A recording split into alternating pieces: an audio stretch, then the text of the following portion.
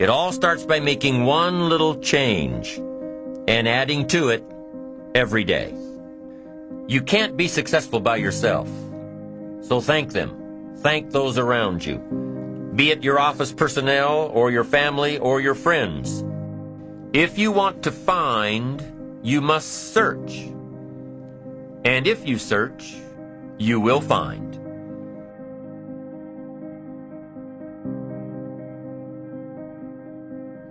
Happiness doesn't come from big pieces of great success, but from small advantages hammered out day by day. We must be happy with what we've got when we're in pursuit of what we want, that life is plastic. Within each of us is the power to mold ourselves and mold our environment. It is up to each of us to begin this molding process with a final product in mind. And it is within our power to work it and form it every minute, every day, every month, every year.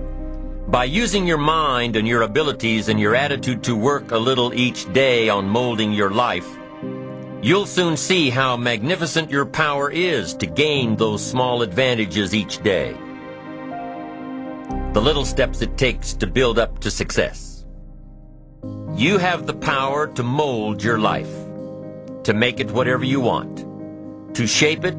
It all starts by making one little change and adding to it every day. You see, you can't change. I'm telling you that you can do it with your lifestyle. You can do it with your sales career. You can do it with your management career.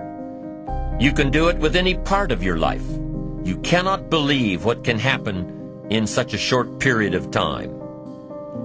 So you ask yourself, what small changes can I start making today? Well, you can start in your car on your way to work. If you're sitting on the highway, stop-and-go traffic, moving at about 15 miles per hour tops, look at the guy or the lady sitting next to you and give them a smile, or thumbs up, or even wave. Now, some people might think you're a little strange, but hey, you'll feel better. And tomorrow, when you get into the office, how about a big cheery hello to the people at the front desk and everyone you see on the way to your office? And when you get home tonight, how about giving your wife or husband and kids big hugs instead of collapsing on the sofa? When you start with the little things that make others happy, improve their day, you'll find that these little things add up to big ones. So what happens when you start taking charge of your own personal happiness, your own life? Do you think that these little things will somehow make a difference in meeting your goals? You bet they will. You can't do it alone. You can't be successful by yourself. It's hard to find a rich hermit, you know. The ambitious person realizes that each of us needs all of us.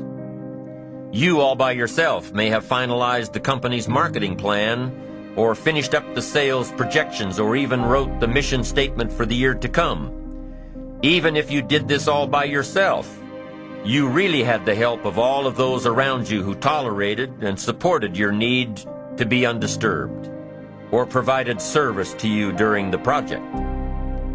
Maybe you should thank those people every once in a while with a dinner certificate, or a bouquet of flowers, or 18 holes of golf. Even a thank you note. Thank you notes are so important. After all, without your support team, you probably wouldn't be where you are today. You can't be successful by yourself. So thank them. Thank those around you. And let them know just how important they are to you. Be it your office personnel or your family or your friends, a thank you sure goes a long way. People who are well taken care of will open doors you can't get through by yourself. As human beings, we can't help but be interested in our own self-preservation. We can't help but be self-interested. It's one of the strongest urges we have. Interested in our preservation, interested in our development, interested in our success. There's certainly nothing wrong with self-interest, but here's the clue. Self-interest must be enlightened as to what truly serves us best. Self-interest needs to be educated. enlightened. Self-interest is willing to be benefited by service to others, not at the expense of others. Self-interest at the expense of others starts to be greed. A friend of mine tells this little story about a person she hears from about every 3 months or so. This guy calls to solicit money for food baskets for homeless families. This group is legit. She's happy to give her money to them. But after the second or third time this guy called, same guy, after the second or third time he called, she started talking to him about other stuff. Turns out this guy is broke, living in a hotel, looking for any construction job he can find. Any job at all. But what's unique about this guy is that he donates 2 or 3 hours a night, every night, to call people and get money to feed the homeless. While he's way down on the ladder of success, he feels it's important to help those less fortunate than he is. Most people would say this guy should use those hours every night to work a second job or a third job. Now, recently an interesting thing happened. My friend was talking with an associate of hers, needs to find a handyman to help her out on a regular basis. So my friend told her about this guy. The only reason this guy ended up being hired was that my friend's associate was touched by his dedication to service, while he, himself, was down and out. Service. Success at the service of others. Now, this guy isn't rich by any stretch, but through my friend's network, he now has constant work, doing things around several people's houses. And now he's in a place of his own. And my friend says that every time she talks to this guy, every 2 or 3 months, he's doing better. He's digging himself out of debt. He's starting to save money. Somebody says I can't be concerned about other people's bills. I've got enough worries trying to pay my own. Well, then you'll have to worry about them for the rest of your life. Somebody says, well, I can't be concerned about other people. I have to pay attention to myself. Well, then you'll always have to.